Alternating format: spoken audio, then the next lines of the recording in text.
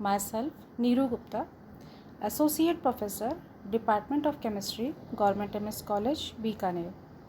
Students, आप BSc part third के first paper को पढ़ रहे हैं और हम अपनी थर्ड यूनिट का सेकंड चैप्टर जो हम पिछले कुछ समय से कंटिन्यू करने के बाद एक ब्रेक पे आ गए थे, आज हम उसके दो जो छोटे छोटे टॉपिक्स बचे हुए हैं हम उनको कंटिन्यू करेंगे।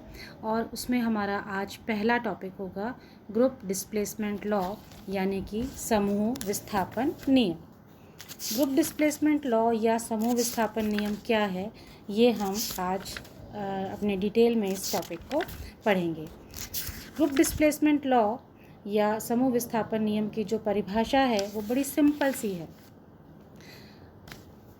When an radioactive element emits alpha or beta particle, its atomic number changes. Consequently, its periodic place, its place in periodic table changes, and the new position of element can be determined by group displacement law.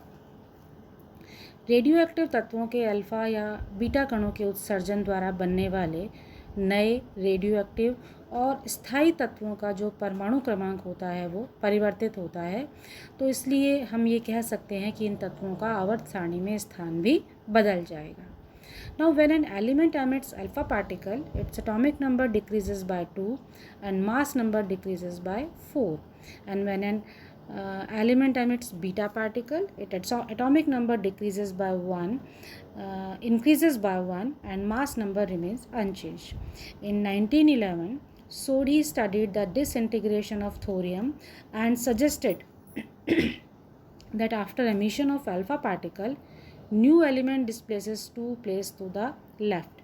And in 1913, Soddy and Fazan suggested a scheme for the displacement of element in periodic table. कोई तत्व यदि alpha particle को emit करेगा, उत्सर्जित करेगा, तो उसके परमाणु क्रमांक में 2 अंकों की कमी आती है और उसकी द्रव्यमान संख्या में 4 घट जाता है। और इसी के साथ यदि वो बीटा पार्टिकल एमिट करता है तो उसका एटॉमिक नंबर या परमाणु क्रमांक 1 से बढ़ जाता है और उसका मास नंबर कोई परिवर्तन नहीं होता। इसी चीज़ को ध्यान में रख के 1911 में सोडी ने थोरियम का डिसइंटीग्रेशन या विघटन किया या उसकी स्टडी की और ये देखा कि अल्फा पार्टिकल के एमिशन के बाद जो नया तत्व था वो 2 स्थान बाईं तरफ खिसक गया। इस प्रकार 1913 में सोडी और फजान ने एक नई स्कीम सजेस्ट की जो कि पीरियोडिक टेबल में तत्वों के विस्थापन को समझाती है। Now according to them, on emission of alpha particle, daughter atom displaces 2 place left in periodic table to its parent atom, and on emission of beta particle it displaces 1 right place in periodic table, and this is called the group displacement law. उन्होंने एक जो नियम प्रतिपादित किया उसके अनुसार किसी radioactive तत्व के विघटन में एक अल्फा कण के उत्सर्जन से जो उत्पाद बनता है वो आवर्त सारणी में पितृ तत्व यानी कि पेरेंट एलिमेंट के बाईं ओर 2 स्थान पूर्व अपना स्थान ग्रहण करता है। और यदि कण बीटा कण का उत्सर्जन होता है तो उत्पाद आवर्त सारणी में पितृ तत्व या पेरेंट एलिमेंट की दाईं ओर एक स्थान खिसक जाता है और इसे ही ग्रुप डिस्प्लेसमेंट लॉ या समूह विस्थापन नियम कहते हैं। इस प्रकार हम ये कह सकते हैं कि अल्फा पार्टिकल के एमिशन से एटॉमिक नंबर जो नए एलिमेंट का है या डॉटर एलिमेंट का है उसमें 2 अंकों की कमी आती है और एटॉमिक वेट में 4 अंकों की कमी आती है। ये हम इस एग्जांपल से समझ सकते हैं।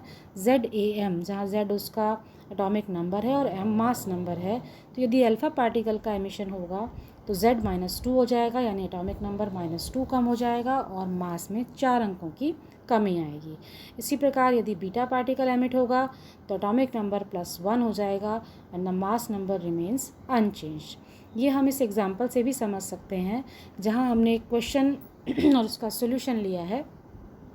84PO215 यानी कि पोलोनियम जिसका एटॉमिक नंबर 84 है और मास नंबर 215 है, एक अल्फा पार्टिकल को अपने न्यूक्लियस से उत्सर्जित करता है, तो नए बनने वाले तत्व की जो स्थान है पीरियोडिक टेबल में वो क्या होगा। और यहाँ ये क्वेश्चन में मेंशन्ड है कि पोलोनियम 6th ग्रुप का एलिमेंट है।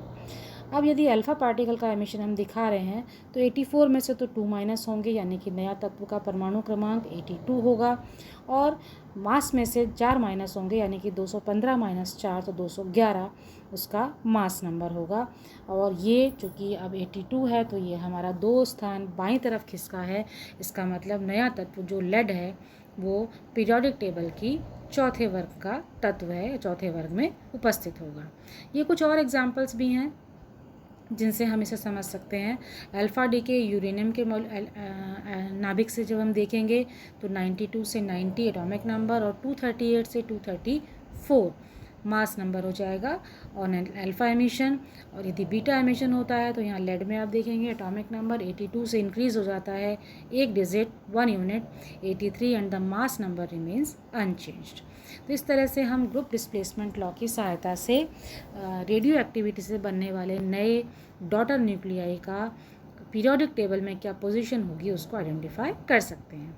अब हम इसी से संबंधित एक और अपने टॉपिक पर बात करेंगे और हमारा ये टॉपिक है रेडियो एक्टिव डिसइंटीग्रेशन सीरीज़। इसे रीड ना करके मैं आपको सीधा समझाती हूँ कि प्रकृति में जो रेडियो एक्टिव तत्व होते हैं उनका नाभिक अस्थायी होता है। जो प्राकृतिक रेडियो एक्टिव तत्व हैं वो विघटित होते रहते हैं और एक नए रेडियो एक्टिव एलिमेंट का निर्माण करते हैं। इस प्रकार जो नया रेडियो एक्टिव एलिमेंट मिलता है वो दोबारा से विघटित होता है और एक और रेडियो एक्टिव तत्व का निर्माण करता है। और ये विघटन की प्रक्रिया तब तक चलती है जब तक कि स्थायी तत्व प्राप्त नहीं हो जाता। तो इस तरह से हम कह सकते हैं कि ये स्पष्ट है कि एक अस्थायी नाभिक विभिन्न श्रेणियों से विघटित होता हुआ एक स्थायी नाभिक में परिवर्तित होता है और ये series radio active disintegration series या रेडियो एक्टिव विघटन श्रेणी कहलाती है। प्रत्येक विघटन श्रेणी के प्रत्येक सदस्य की द्रव्यमान संख्या को एक सामान्य सूत्र 4n+x से प्रदर्शित करते हैं, जहाँ x का मान हर श्रेणी के लिए अलग अलग हो सकता है, जो 0, 1, 2 या 3 हो सकता है, और n एक पूर्णांक संख्या होती है। मुख्य रूप से रेडियोएक्टिव तत्वों की 4 विघटन श्रेणियां हैं। थोरियम श्रेणी है जिसे 4n श्रेणी भी कहते हैं।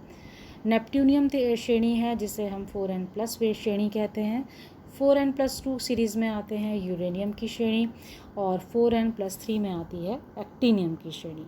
ये जो चारों विघटन श्रेणियां हैं इसमें थोरियम, यूरेनियम और एक्टिनियम ये तो नेचुरल सीरीज़ हैं और नेपट्यूनियम या प्लूटोनियम की सीरीज़ प्राकृतिक या कृत्रिम श्रेणी होती है, आर्टिफिशियल होती है।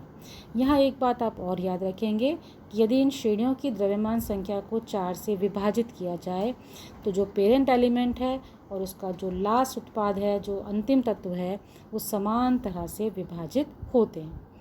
यहाँ हमने तीनों जो नेचुरल सीरीज़ हैं उनको यहाँ पर एक सीरीज़ के रूप में ही मेंशन किया है।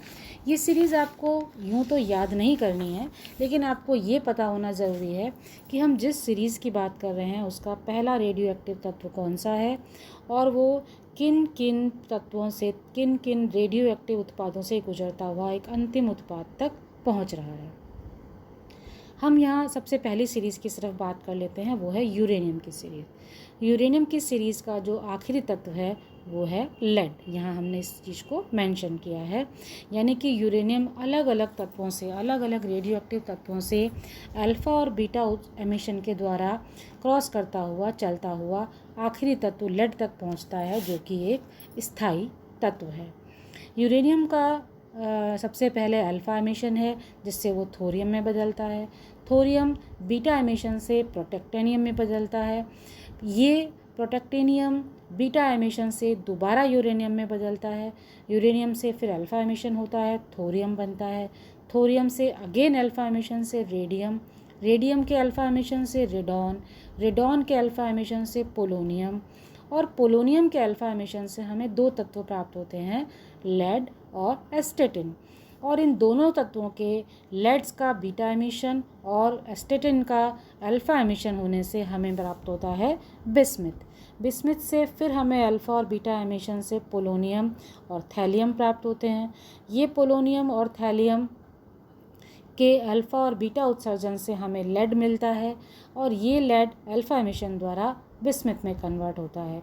बिस्मथ अगेन अल्फ़ा और बीटा एमिशन के द्वारा पोलोनियम और थैलियम में कन्वर्ट होता है और ये दोनों अपने अल्फ़ा और बीटा एमिशन से स्थायी लेड में बदल जाते हैं।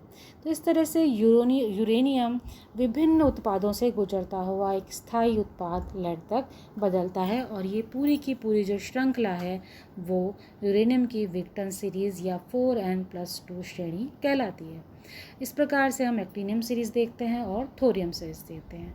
तो स्टूडेंट्स, आपको ये सीरीज़ में एक प्रारंभिक तत्व यानी कि जनक तत्व और उसका अंतिम उत्पाद जो कि स्थायी होता है उसके बारे में पता होना चाहिए। किस तरह से ये रेडियो एक्टिव सीरीज़ अलग अलग तत्वों से गुजरती हुई एक स्थायी तत्व पर आकर ख़त्म हो जाती है।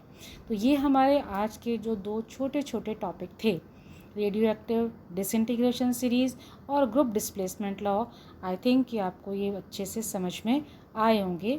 आप इनसे संबंधित PDF को तो नोट करेंगे ही, आप इस वीडियो को अगर 1 या 2 बार से ज़्यादा ढंग से सुनेंगे तो आपको बुक से पढ़ने पर ये बहुत अच्छे से समझ में भी आ जाएंगे।